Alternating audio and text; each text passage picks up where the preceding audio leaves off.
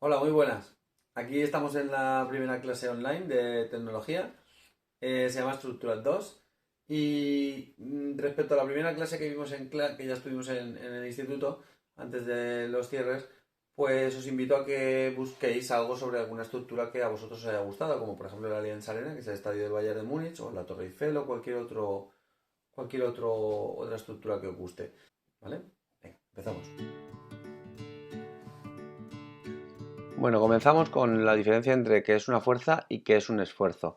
Una fuerza es lo que nosotros aplicamos a los objetos normalmente.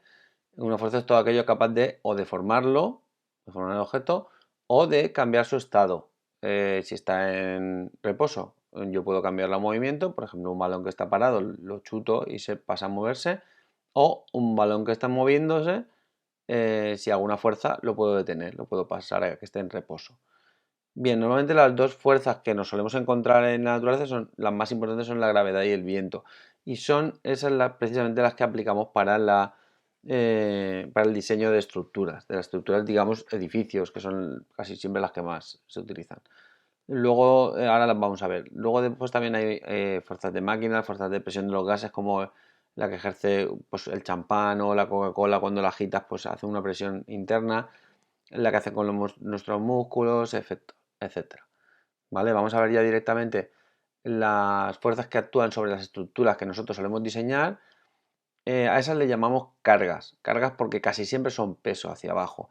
¿Vale? La principal fuerza son pesos de mobiliario, de ladrillos, de personas, sobre todo también. El instituto es un ejemplo claro. Y luego también hay dos tipos de fuerzas horizontales muy importantes. Una es el viento y otras son los terremotos. Es importante reseñar que los terremotos son fuerzas horizontales y por eso muchas veces en países en los que no se construye adecuadamente, digamos, o con el nivel de seguridad adecuado, eh, esos terremotos hacen mucho daño a las edificaciones porque si la estructura no se ha calculado para soportar ese esfuerzo horizontal, pues entonces se derrumba, como por ejemplo un castillo de naipes. Si el castillo de naipes sí que soporta un peso vertical, pero nosotros le aplicamos una fuerza horizontal, la estructura no lo va a resistir y entonces se derrumba completamente. ¿Vale? Bueno, pues estas fuerzas, estas cargas que nosotros hacemos actuamos sobre un cuerpo, generan unas reacciones internas o unas tensiones que soporta la parte de la estructura, ¿vale? Y se llaman esfuerzos.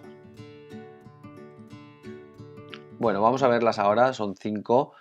Eh, lo primero que tenemos que ver es que cuando trabajamos con una estructura, no tenemos que pensar en la estructura completa, sino en las partes. Cada una de las partes va a sufrir un tipo de esfuerzo diferente.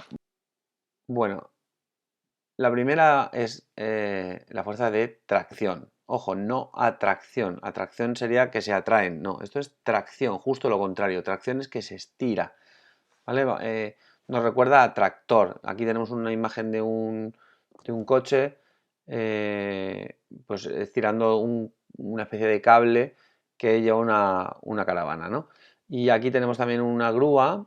Voy a intentar poner el ratón aquí con un cable. Casi todos los cables, los tirantes que sujetan las antenas de televisión de los edificios, las cadenas, todas las cuerdas, todos los tipos, ese tipo de elementos, de estructura, de partes de la estructura, resisten un esfuerzo de tracción.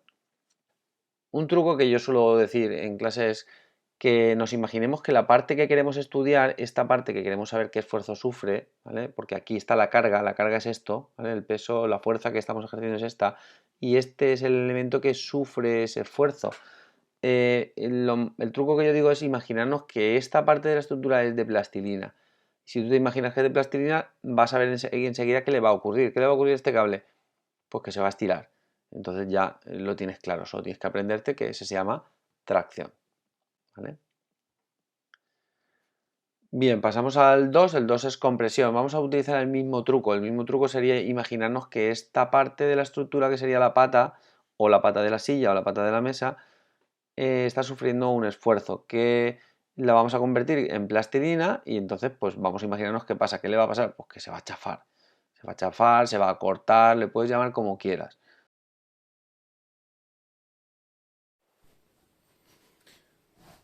Un huevo. Un huevo es una estructura natural que resiste muy bien la compresión.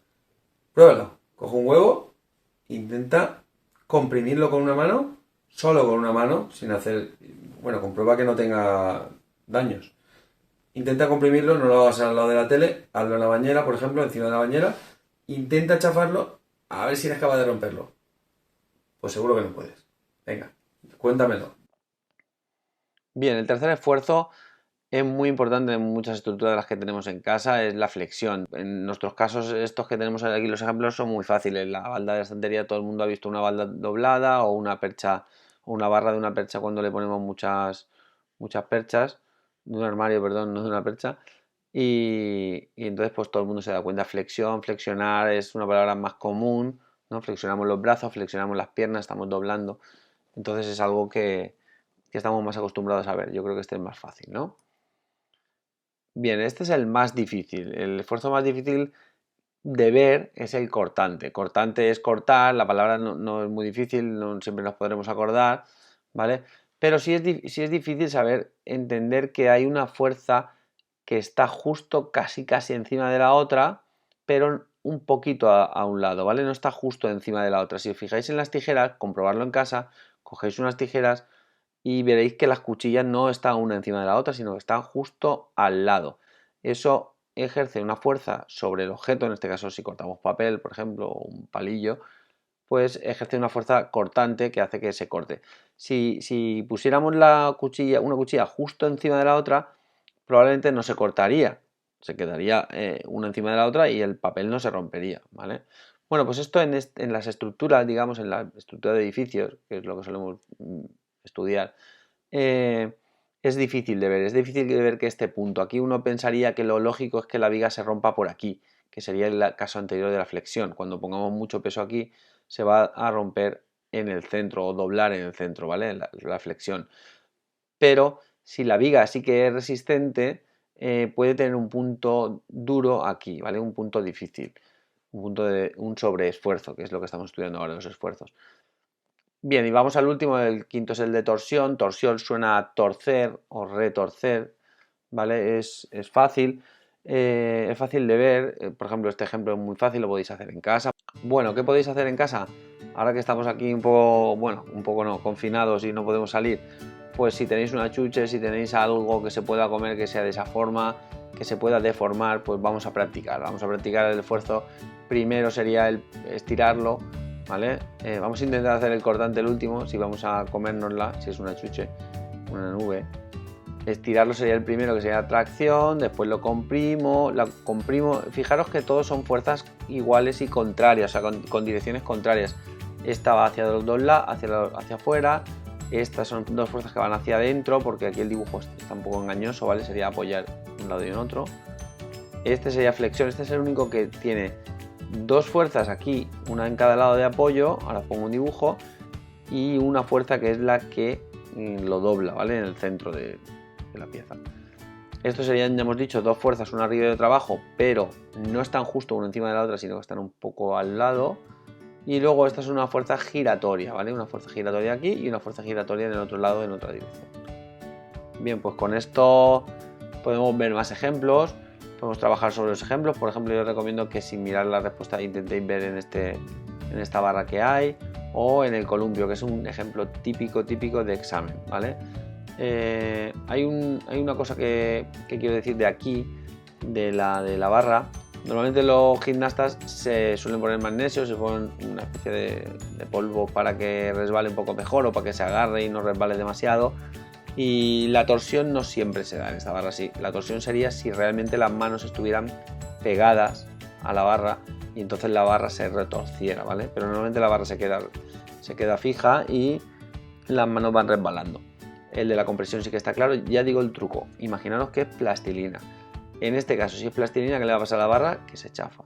En este caso es un poquito más difícil de ver quizás, pero va a intentar que no se vaya la barra para allá y para acá, y entonces los cables harán un esfuerzo de intentar no estirarse, ¿vale? El de corte ya lo hemos dicho que suele estar en las esquinas estas, entre las uniones de vigas y pilares.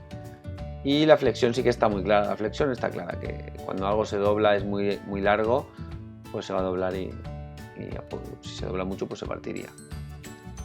Bien, ya hemos dicho que aquí tenemos unos cuantos ejemplos, pues buscarlos, practicarlos, probar en casa, pensar sobre ellos, no solo leerlos, vamos a ver si somos capaces de pensar un poco en estos ejemplos. Bueno, pues ya está. Esta ha sido nuestra primera clase. Tampoco ha sido para mucho, 10 minutitos. He cumplido, creo, o casi. Podéis estudiar, podéis repasar y si os ha gustado, suscribiros. Aquí. Nos vemos en el siguiente vídeo. Adiós.